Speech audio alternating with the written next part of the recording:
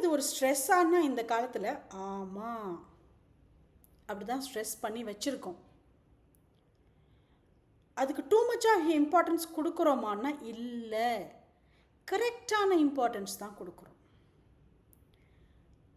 மூச்சு இழுத்து மூச்சு விட்டால் மட்டும்தான் உயிரோடு இருப்ப, ஒரு நிமிஷம் நீ மறந்தா கூட செத்தே போயிடுவே அப்படின்னு நம்மக்கிட்ட யாராவது சொன்னால் நமக்கு ஸ்ட்ரெஸ் ஆகுமா?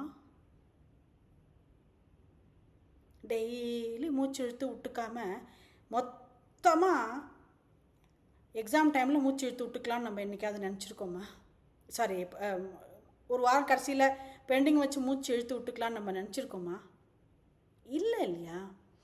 படிப்பை வாழ்க்கையினுடைய ஒரு அங்கமாக எப்போ நம்ம ஆக்கிக்கிறோமோ அப்போ நம்ம உருட்டுறோம்.